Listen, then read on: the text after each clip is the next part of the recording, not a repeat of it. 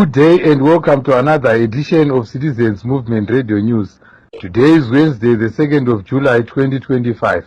I'm Bernard Chele, ready to bring you the latest news and updates. Here are today's headlines on Citizens Movement Radio News. People Power works as judges training at Herbert Chitepo School of Idealogy is cancelled. Outcry over arrest of another journalist. Let's join forces. Elections won't bring change, Geza tells opposition.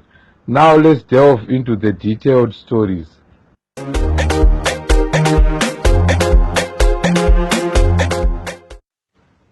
People Power works in Zimbabwe after the government board to pressure and cancelled the planned training of the country's judges at the ZANU-PF's Herbert Chitepo School of Idealogy that were due to be held on the 4th and 5th of this month. In a letter sent by Citizens Movement Radio by the Judiciary Service Commission, it stated the training had been cancelled indefinitely and that a suitable training would be held in the confines of the judiciary independence. The development is a victory for citizens who are already complaining about judicial capture in Zimbabwe and a victory for lawyers in Zimbabwe who had planned to hold a protest tomorrow against the move. There is public outcry following the arrest of another journalist, Faith Zaba, who is the editor of Zimbabwe Independent.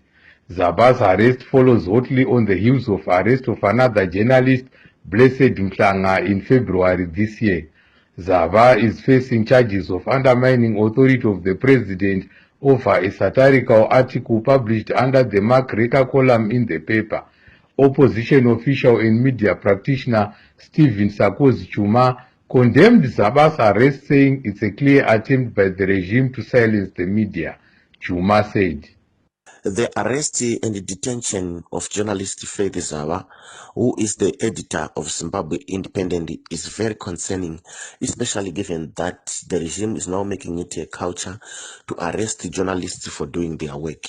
In February, HSTV editor Blessed Mhlanga was arrested and spent more than 73 days in detention for simply interviewing with a trend Blessed Gesa. Now we're seeing Zawa being dragged to courts again for publishing an article in the newspaper, which is a satirical article in the Makreka column. This is very shocking, and it shows that the regime is now stooping so low to the levels that we thought are over us, especially given that they call themselves a new dispensation. But what we are seeing now is that there's nothing new about this regime. This regime is simply revising all the dictatorial methods that were being used by Robert Mugabe and perfect dictatorship. Only a few weeks ago, Emerson Mnangagwa met with the journalists where he was saying he's presenting a media policy, and that policy was very clear that they want open and transparent media. But that idea of openness and transparency can't come out if journalists are being arrested for doing their work. The Constitution of Zimbabwe is very clear on section 61, 62 to 63 about the freedoms that the journalists and the media must enjoy. But we know that Emerson Mnangagwa lies that he is a constitutionalist. No wonder why he's going around arresting journalists. We know that he doesn't want journalists to report objectively on corruption. He doesn't want journalists to condemn his regime, which is looting at the expense of the masses. War veteran and former ZANU-PF Central Committee member Comrade Blessed Geza has appealed to the opposition to join forces with this group in order to remove Emerson Mnangagwa, saying elections will not bring change. Comrade Geza said there is information about how elections are manipulated and asserted that without reforms the opposition must forget about winning elections. Let's hear him speaking. Vatungamiriri vemapolitical parties havadi kubatana nesu mavo veterans kuti tigadzise nyika iendere mberi. Saka kana musina kubatana nesu makabatana nani? And moda kuita pesu nyaya yema-election. Nyaya yema-election Isi chinoziva mamiriro ayo. Hamufi makapinda muState House nenyaya yemaelection. Pasina kuitwa maelection reforms. Saka isusu semaveterans chinoti kwamuri ngatibatanei tofokaza mugadzirisa nyika yedu tose takabatana. Vanhu vanoyakunzira tsitsi iro gurupu rana chimbwido iri nana Muchiba, right, over 40 years muchingonyeperwa muchingoombera, muchingonyeperwa muchidzi uyai kuvhetingi muchingoombera, munotengesa mbudzi vamwe kutengesa mombe chaidzo kuti mukwanise kukwira kunoitwa vhetingi, but hapana chabuda. Saka tiri kuti siyanai nazvo izvi, uyai kurevolution tobatana tose. Uyu munhu woenda aenda atogadzisa nyika yedu tiri pamwe chete.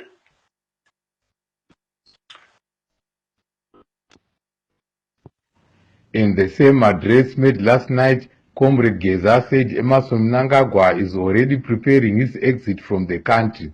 He said Mnangagwa informed his family in their WhatsApp group to make preparations to leave the country when he was in Mozambique last week. Let's tune in. Wakataura pafamily group rako uri kuMozambique, right? Wakati izvo varikwanisa kubudisa zvinhu munyika muZimbabwe, budisai nokukasika. But maziri edu ndekuti imba 1 chete yaauxilia, vana auxilia ndo vagere zvakanaka, ndo vane zvinhu, ndo vane dzimba kunana South Africa, kunana UK. Vamwe vana vako vose vari kushupika kuratidza kuti chaicha utungamiri hunokunetsa, because mubereki chaiye hausarudzi vana vako, unofanira kuda vana vako zvakafanana. Saka ndoda kutaurirai mhuri yeZimbabwe, musangoombera muchiitiswa zvinhu zviri foolish. Idi autorongedza kubuda munyika nemhuri yake, ndiyemwe secret kana mamusingaizivi yatakutaurirai kuti ndo zvaakutoronga izvozvo.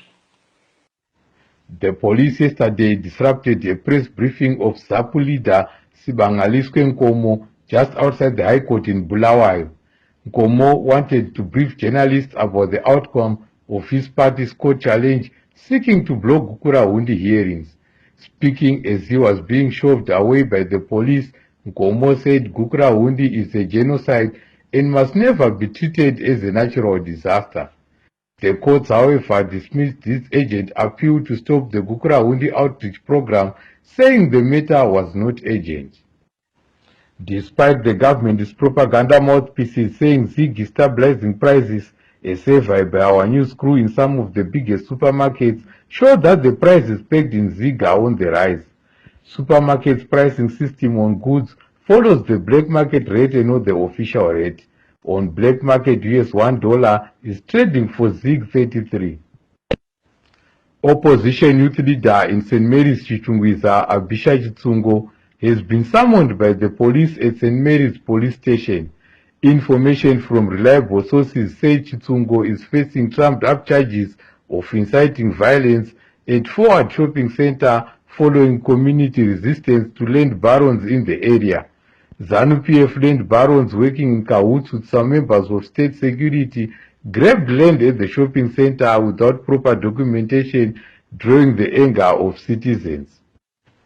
In another clear case of selective application of law, Chatunga Mugabe, who last week led a rampage assaulting workers at a mine near his parents, was yesterday released by the court on $200 bail.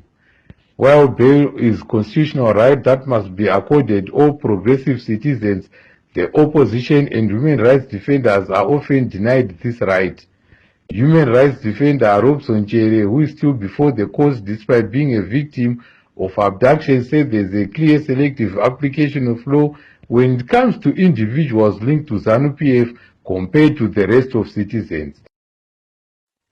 Back to the story, Comrade Geza.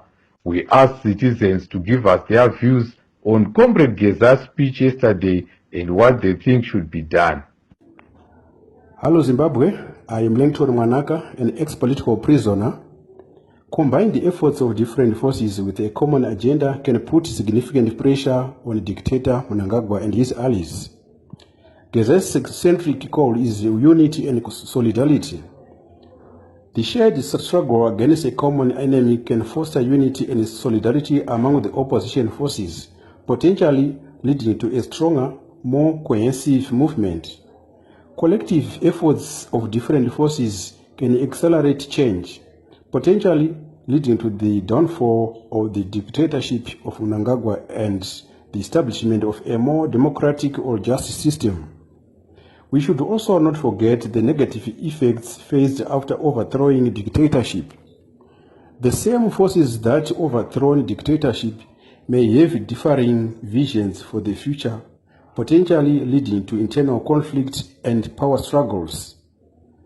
The opposition forces may have competing interests or agendas which can undermine the unity and cohesion of the movement and create challenges for building a stable post-dictatorship government.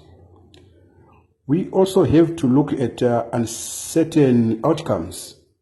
The removal of the dictator can create a power vacuum, potentially leading to instability and uncertainty about who will fill the leadership void. My word to Zimbabweans is, as opposition supporters of the People's President Advocate Nelson Chamisa, our struggle should be centric on fighting for electoral reforms so that our President Chamisa wins a landslide victory in the next elections. Thank you. Mafikira sei vana veZimbabwe tadai kusangana pano pa Citizen Movement Radio tichikurukura mashoko akataurwa naVageza nezuro manheru. Mashoko aGeza aingosimbisa vana vemuZimbabwe kuti vana vemuZimbabwe ngatibatanei tisunungure nyika yedu. Vana vemuZimbabwe ngatibatanei tisunungure nyika yedu. Nyika yedu aisunungurwe nevanhu vari kunze kwenyika. Nyika yedu haisunungurwe nevanobva kure, asi nyika yedu tinoisunungura isu tega maZimbabweans. Kuenda kwakaita vana baba vedu kuhondo vachisunungura Zimbabwe, that the same applies zvatinokwanisa kuti tiitewo isusu new generation tisunungure nyika yedu yeZimbabwe. Tarisai kukinya uku vari kudemonstrata vachirwira nyika yavo, vachirwira nyika yavo kuti ive nyika ine democracy, ive nyika inotevedzera mutemo, ive nyika inotongwa zvejekerere, ive nyika isina corruption. Asi muZimbabwe corruption iri kuitwa pachena, munhu wese akatarisa.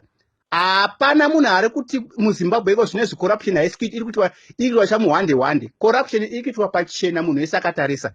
Ende vari kuita corruption vachona vari kutoita corruption vachitozivikanwa kuti ndananhingi asi havasungwe. Nesuwo maZimbabweans ndo zvinhu zvatinofanira kuti tichiprotecta nyika yedu. Tichiprotecta nyika yedu kubva kumacriminals. But maZimbabweans takangonyarara kungoti zi. Hapana any action, any movement yatiri kuita. Nyika yedu tinoirwira sei nyika yedu? Kunana Kenya tarisa vari kudemonstrata. Muno muSouth Africa vanhu vanodemonstrata. Kunana Mozambique vanhu vanodemonstrata. Why maZimbabweans? Why maZimbabwe takanyarara zvakadai? Why maZimbabweans takanyarara kusvika pakadai? Nyika yedu ichisvisvinwa nefamily takatarisa. Zimbabwe, it's our time to stand up and to defeat our constitution. Zimbabwe inguva yedu yekusimuka. Rwirai mwana weZimbabwe, tirwire nyika yedu. This is not a time to play. But ngatimirei sevana veZimbabwe tibatane tirwire Zimbabwe.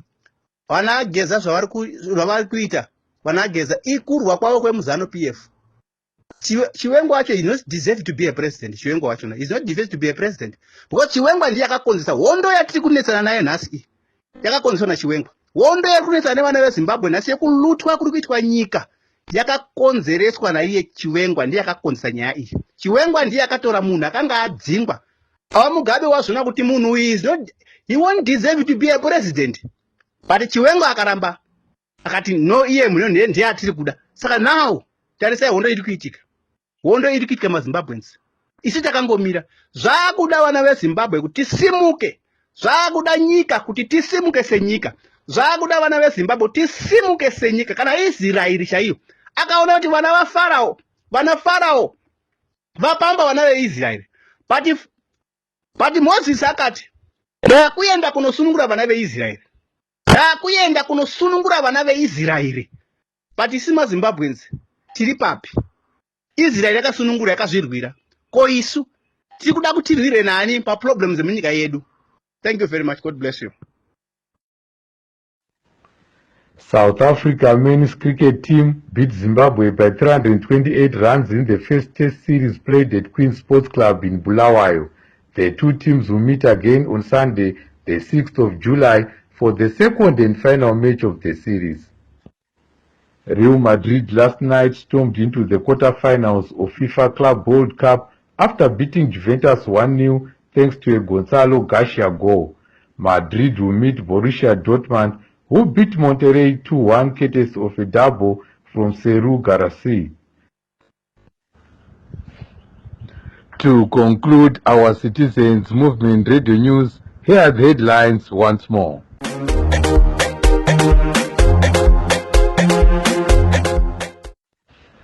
People Power works as judges training at Herbert Chitepo School of Idealogy is cancelled. Outcry over arrest of another journalist. Let's join forces. Elections won't bring change, Geza tells opposition. The news on CMR English. I'm Bernard Skele. Me and the whole team wishes you all a good evening.